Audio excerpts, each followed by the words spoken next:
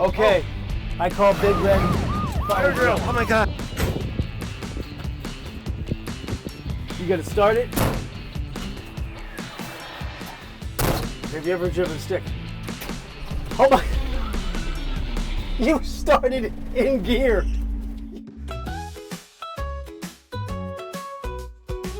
Today we're taking a ride with the dancing dentist, Dr. Louis Gross. Hey, Louis Gross. You want to take a ride in Big Red? Let's go. From tango nights to taco fights. Oh! It's not. Louis has seen Montauk's heart, To make my entrance.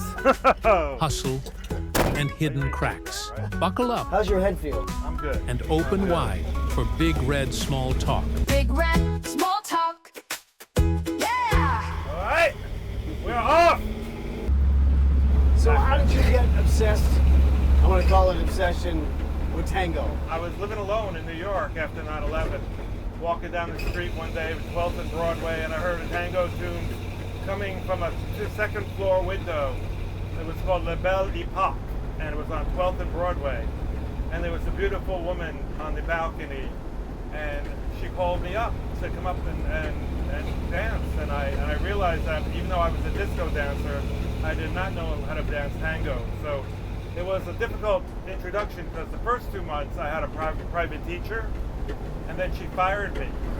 And then the third month I was dancing with guys because all the women wanted to dance with women. Hold it. It became I gotta my life. backtrack. You were dancing with the guys? Well, you know, there were no women. There was all at this class. All the women wanted to be leaders, and they didn't want to dance as followers. So I had to dance with guys. That's part of the gauntlet of learning how to dance. Yeah. I don't know if I could do that. I don't know if I could dance No, with a you guy. could do it. I'm too shallow.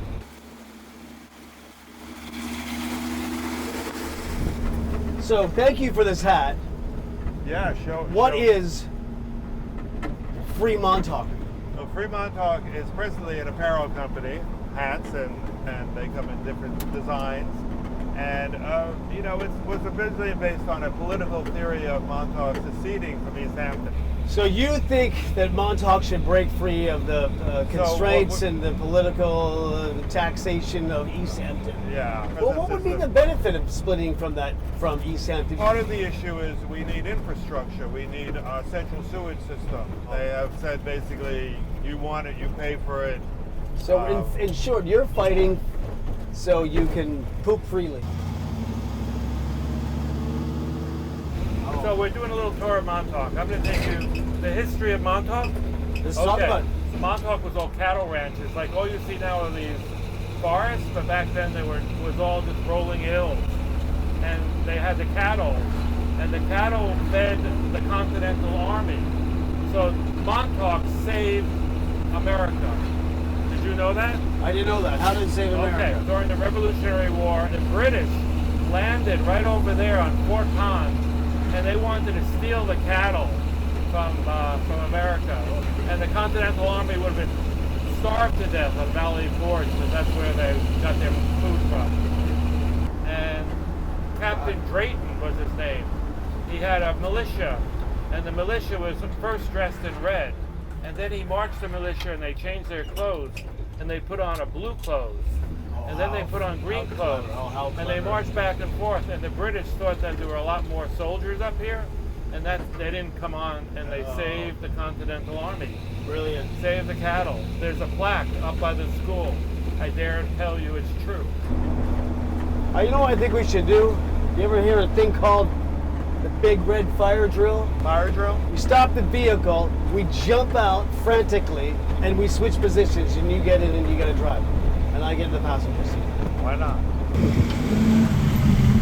Okay, I call Big Red Fire drill. Oh my God.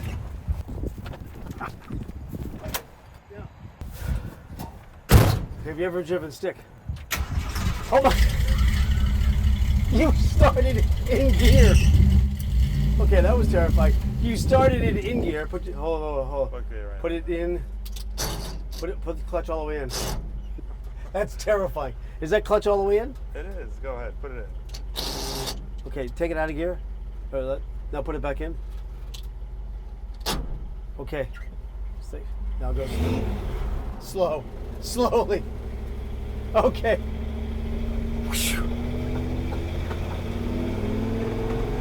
Okay, now you want to shift the third. Clutch all the way in, And which way? up to the left, right. There.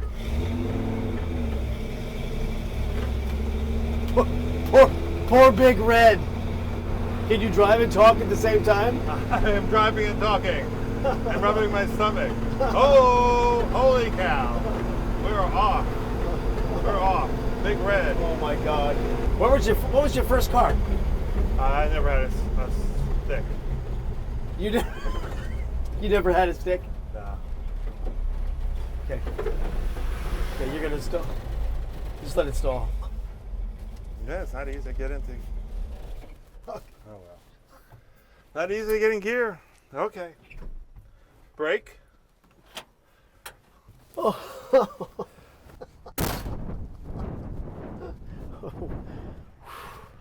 I think I need a minute. I think I need a minute. I actually think this clutch is going. Oh. Yeah, it seems to get out worse since I started.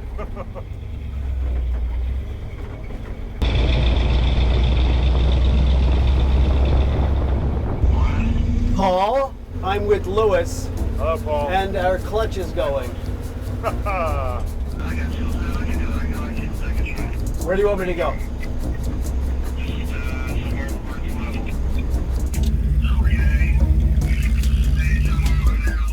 Okay, bye. It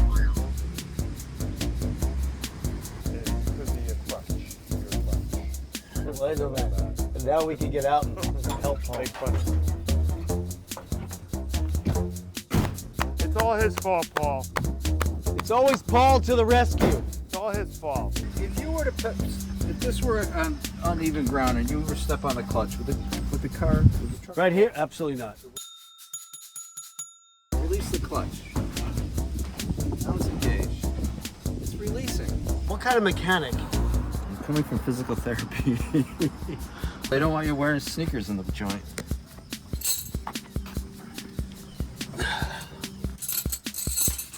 Paul fixing the truck. I'm not fixing it. I think what I'm doing is pointless. All right, I've done this a gazillion times. I could probably do it. Hey, Paul, you almost done? We're just waiting. Waiting for the concierge mechanic to fix Big Red. Flat. Yes. There's a spring that's missing. Or did it fall off? It's gone. You ruined my clutch. I did. Please stick me in the He middle of started the fucking highway. truck in gear. That's okay. And we were on Montauk, old Montauk Highway. You think you did it? Thank you, Paul. You're welcome, Mike.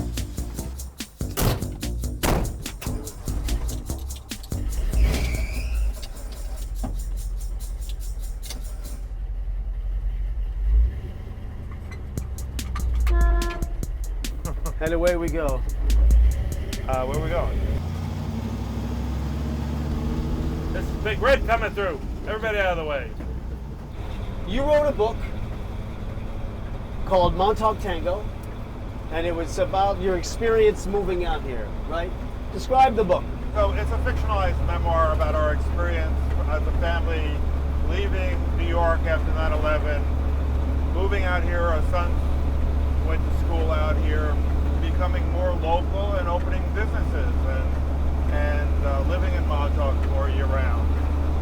So it's about change. It's about the difficulties of the restaurant business, and particularly the restaurant business out here, where there are a lot of restrictions, but at the same time, yes, as you said, a lot of opportunity. But let me get back to the book. Yeah. So, what did you learn about yourself writing this book? So I became a tango dancer because I was living alone in New York, and writing a memoir or a book is very cathartic.